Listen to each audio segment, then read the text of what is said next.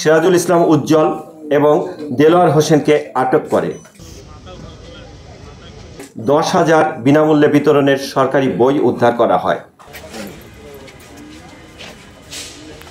আপনারা সকলেই নিশ্চয়ই অবগত আছেন, প্রাথমিক ও মাধ্যমিক বিদ্যালয়ের শিক্ষার্থীদের জন্য গণপ্রজাতন্ত্রী বাংলাদেশ সরকার কর্তৃক বিনামূল্যে পাঠ্যপুস্তক সরবরাহ করা হয়ে থাকে।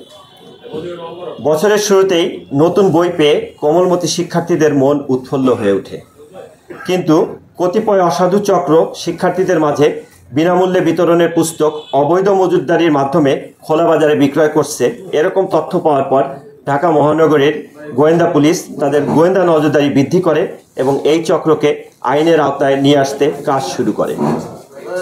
এরই অংশ হিসাবে ডিবির একটি আভিযানিক দল 22 জানুয়ারি 2025 খ্রিস্টাব্দ গোপন সংবাদের ভিত্তিতে জানতে পারে উক্তরূপ একটি অসাধু চক্র সূত্রাপুর থানাধীন বাংলা বাজার ইস্পাহানি গলিতে বিভিন্ন গোডাউনে প্রথম হতে দশম শ্রেণীর বিনামূল্যে বিতরণের সরকারি পাঠ্য বই বিক্রয়ের উদ্দেশ্যে মজুত করেছে।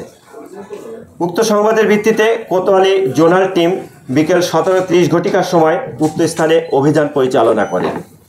অভিযান পরিচালনা করে সিরাজুল ইসলাম উজ্জ্বল এবং দেলোয়ার হোসেনকে আটক করে।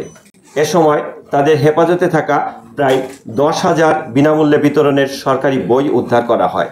আটককৃত বইয়ের মূল্য অনুমান 8 লক্ষ টাকা। উক্ত ঘটনার বিষয়ে আইনানুগ ব্যবস্থা প্রক্রিয়াধীন রয়েছে। এছাড়া এই চক্রের সাথে জড়িত অন্যান্যদের গ্রেপ্তার ও অবৈধ মজুতদারির বিরুদ্ধে ডিবির অভিযান অব্যাহত রয়েছে।